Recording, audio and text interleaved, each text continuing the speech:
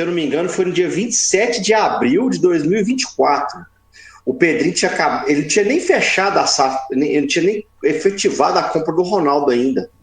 Só que já estava aquele bafafá ali que ele seria o novo dono e tal, e nos bastidores já rolava a notícia de que o Alexandre Matos seria o diretor de futebol dele. Então, mas antes disso, eu postei escrevendo, na minha opinião, que eu achava que o maior erro seria já começar com o Alexandre Matos, que é um cara que, na minha opinião, ele joga contra o Cruzeiro há muitos anos. E cada dia que passa fica mais provado. O Alexandre Matos joga contra o Cruzeiro há mais de 10 anos. Uma das provas disso foi outro dia. Eu não sei se vocês assistiram, eu assisto muito o Charla Podcast, eu gosto demais daquele canal, cara. Eles fizeram um podcast com o Robinho, ex-jogador nosso aqui. E aí, nisso aí, o Robinho falou que ele estava no Coritiba, ele revelou esse caso. Ele estava no Coritiba ali em 2014, se não me engano. E aí, quando foi 2015, parece que ele estava fechado com o Cruzeiro. O Gilvan tinha contratado ele, verbalmente, né? Uhum. E nisso aí, o Alexandre Matos ligou para ele. E o Alexandre Matos, naquela época, estava negociando com o Palmeiras. Estava indo para o Palmeiras, estava acertado. Ele saiu do Cruzeiro. Ele ligou para o Robinho e falou assim: não vem para o Cruzeiro, não, porque eu estou indo para o Palmeiras, eu vou te levar para lá. Ou seja, há 10 anos o cara joga contra o Cruzeiro. Aconteceu a questão do Vitor Roque, que nós estamos cansados de falar. Ah, mas quem comeu bola foi o Sérgio, quem comeu bola foi o Ronaldo, o Alexandre Matos defendeu dele porque tinha informação privilegiada, cara. Então, esse cara joga contra o Cruzeiro há mais de 10 anos, cara.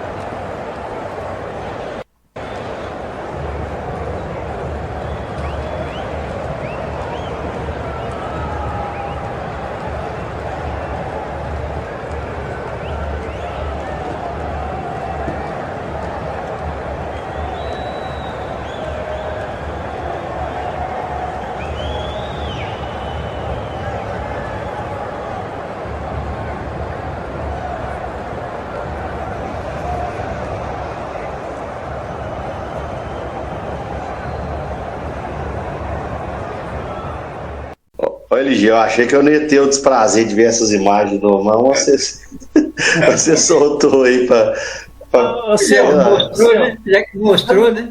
Eu não sei se vocês notaram. Eu não sei se vocês notaram que até no finalzinho lá passa uma borboletinha voando. Será que é algum sinal de alguma coisa? Entra gente. É duro, viu? Torcida, é duro, viu? É marqueteiro ou é sincero? Nossa, uma das cenas mais teatrais que eu vi na minha vida nos últimos anos, pelo amor de Deus. E outra coisa, parecia que ele estava enterrando o Cruzeiro ali no meio de campo, colocando bandeira, fazendo sinal da cruz. O Cruzeiro não morreu, não, ué. Que porra que é essa, cara? Ah, nem que preguiça. Pra mim que ele. Eu não vou ficar personalizando muito a minha crítica ao Alexandre Matos, mas todo mundo sabe o que eu acho dele, entendeu? Pra mim é um cara que já ferrou com o Cruzeiro no passado aí. Eu queria me ater só ao que ele fez nesses últimos 12 meses aí que ele ficou à frente do Cruzeiro. Eu queria abrir meu comentário falando o seguinte, LG. Primeira coisa, gente, a gente, enquanto torcedor, a gente tem que aprender a entender qual que é o papel de cada um dentro do time de futebol, para a gente não cair em certas armadilhas. O que eu falo armadilha? Eu acho que eu, pelo que eu vejo, é uma coisa que só acontece no futebol brasileiro, cara, esse negócio de endeusar, de dar tanta responsabilidade, atribuir tanta responsabilidade assim ao diretor de futebol de um clube. Eu vou ignorar que ele era esse cargo que o Pedrinho inventou para ele de CEO, eu vou tratar ele como diretor de futebol, tá? Para ficar mais fácil do pessoal poder entender. O brasileiro, principalmente, tem a ilusão, o Matos foi quem montou o time do Cruzeiro. Gente, isso não existe. Quem monta time é a comissão técnica. Quem Quem traz jogador, na verdade, é quem pede, sabe? No caso do Cruzeiro aí, o ano passado, né? Tudo bem. No caso do ano passado, tudo bem. Então, talvez não foi o técnico, porque o Seabra não era o técnico da preferência deles, enfim, eles trouxeram jogadores ali que eles entendiam que tinham que trazer. Mas via de regra, mas isso é exceção. Via de regra, quem monta um time é a comissão técnica, é a equipe ali de análise de desempenho, de scout, que garimpa esses caras fora, né? Mas tem que passar pelo. Isso define perfil, mas tem que passar pelo crivo da comissão técnica, né?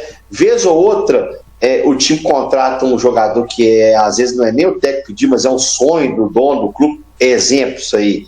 O Cruzeiro contratou o Cássio e o Gabigol, que eram sonhos da vida do Pedrinho, desses caras que foram trazidos por conta de um sonho do dono, não foi por causa que o técnico pediu. Mas agora, via de regra, quem monta um time é técnico. Eu vejo ele falando até hoje que Alexandre Matos foi quem montou o time do Cruzeiro de 2013, 2014.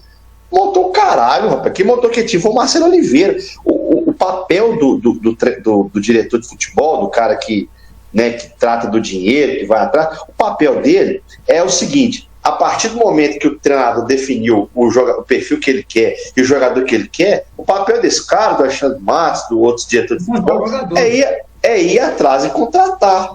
E como é que o cara faz isso? Ele negocia, ele apresenta as condições, ele apresenta o projeto, né? Apresenta os valores que o clube está disposto a pagar, e a partir daí o jogador pede a mais, o clube cede aqui, até que eles fecham um acordo.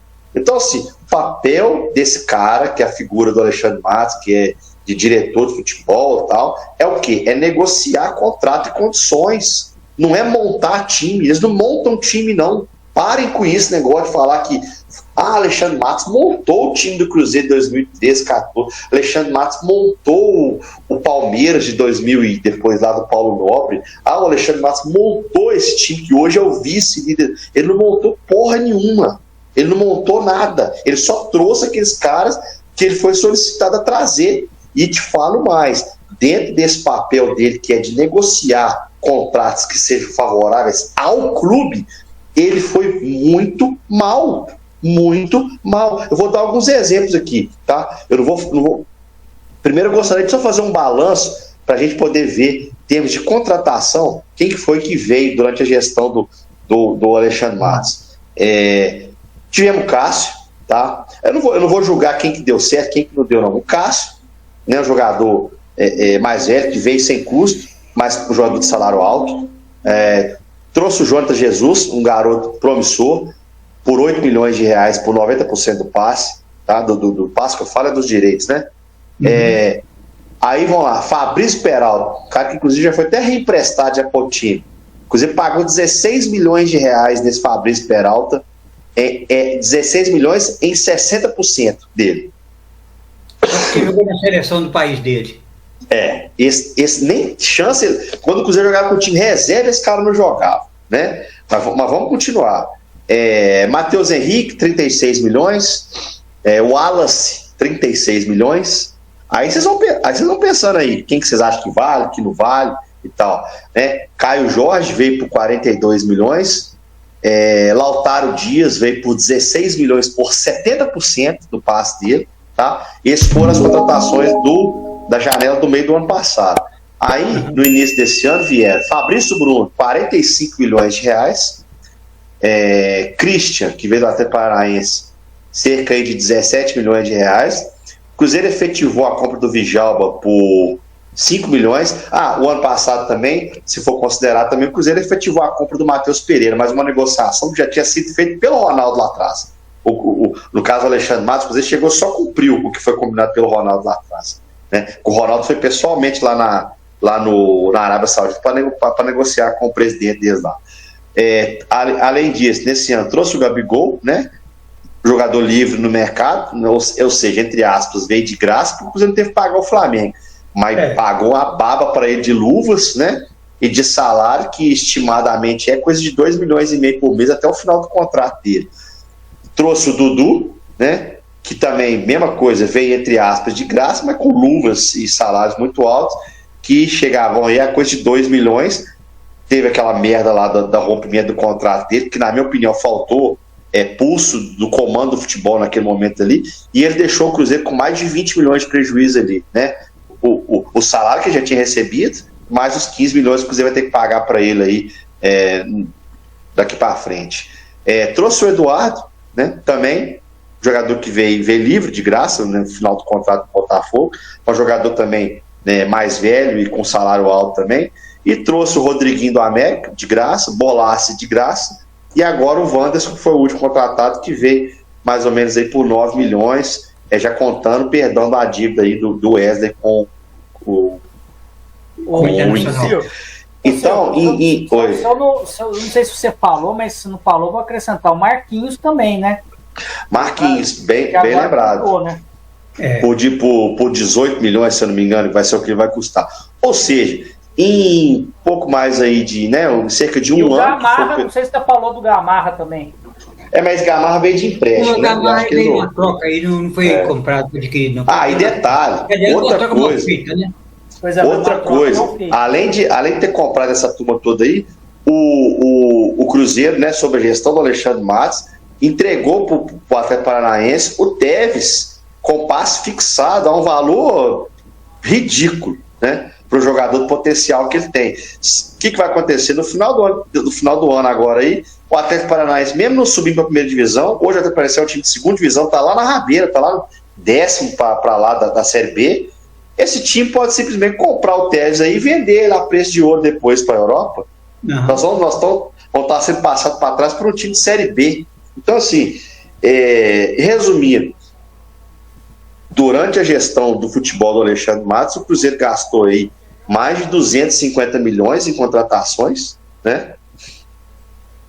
Algumas deram certo, outras não, né? Sendo que algumas deram desastrosamente errado, outras custaram preços absurdos e não deram retorno nenhum.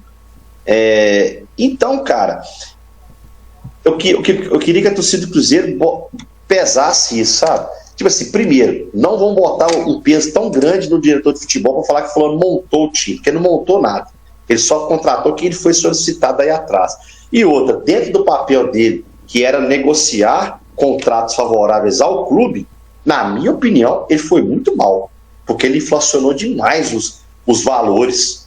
Gente, um cara igual o Gabigol, por exemplo, eu não tô falando, o Gabigol tá jogando bola, ele tá legal, tá legal de ver jogar, o comprometimento dele com o time e tal, mas em termos financeiros, ele é um jogador que ele é muito caro pro Cruzeiro, e ele não se paga hoje, ainda não se paga, né? Que é um cara que veio com um contrato de 4 anos, né, um valor absurdo de luvas e ganhando mais do que ele ganhava no auge dele no Flamengo.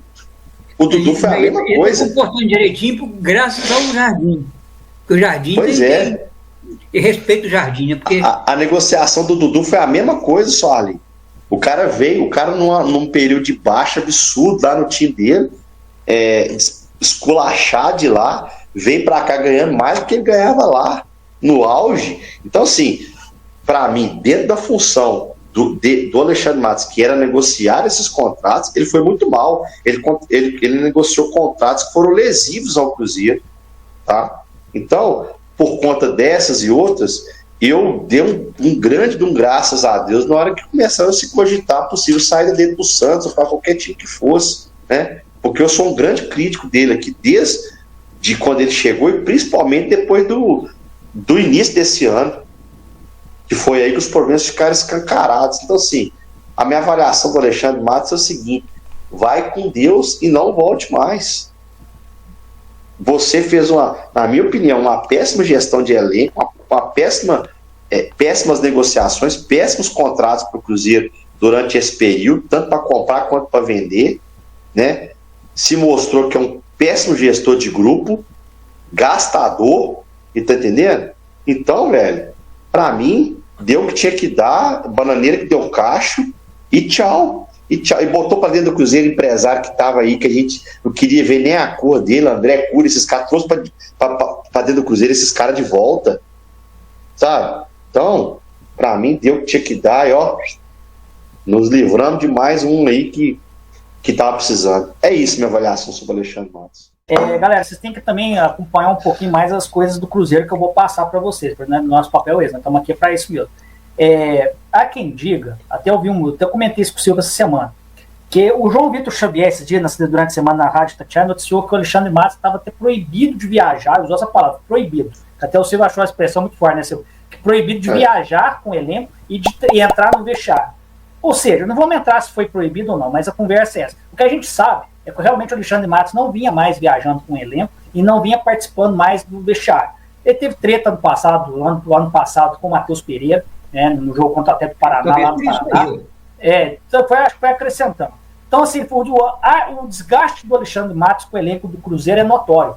Houve um desgaste da figura Alexandre Matos com o elenco do Cruzeiro, isso é fato.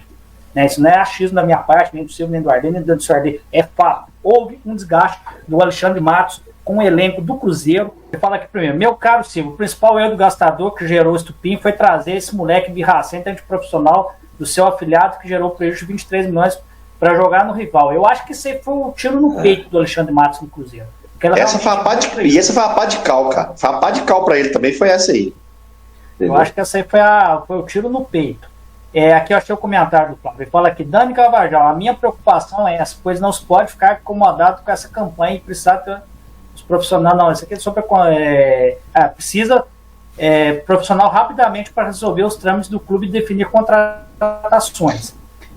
O Flávio, na verdade, a notícia é o seguinte, que o Cruzeiro não vai trazer nenhum profissional para essa pasta. Quem vai comandar o futebol agora será o Pedro Júnior com o Leonardo Jardim. E que eles estão com preocupação. E o Pelaipe. Isso é verdade, Pelaipe. Obrigado, Silvio. E que a preocupação deles é montar uma equipe de scout para acompanhar mais de perto todos os jogadores do futebol brasileiro e mundial. Para ser contratações bem definidas, senão mais por empresário. A primeira pergunta do Jardim quando ele chegou, né? O Cruzeiro tinha quem acompanhava o scout, né? O Cruzeiro não vai trazer nenhum profissional para a pasta agora. O Paulo Pelaipe, que já vinha exercendo essa atividade de diretor de futebol, vai continuar até com mais poderes agora. E quem, assim, o CEO, o dono é o Pedrinho. Abaixo do Pedrinho será o Pedro Júnior, podemos dizer assim, não fosse fazer um organograma, né, um fluxograma. Uhum. Pedro Lourenço, BH e Ceará. O Alexandre Matos não saiu do Cruzeiro por causa de montagem de elenco mal feita. Não foi isso. As questões foram outras. As questões foram de gestão de pessoas, do trato dele, de algumas coisas que incomodaram a direção, com base em contratos de jogadores, etc. Então isso aí foi desgastando a imagem. Quando eles foram fazer uma análise criteriosa do trabalho, eles viram que não era viável continuar lá. Tinha uma multa, aí pegaram e falaram assim, a partir de hoje você não assina mais nada. Os jogadores mesmo pediram para que ele não frequentasse vestiário, não fosse nas viagens, ele foi retirado do vestiário, das viagens, e passou a não frequentar ou mal frequentar a Toca 1, e aí isso foi desgastando.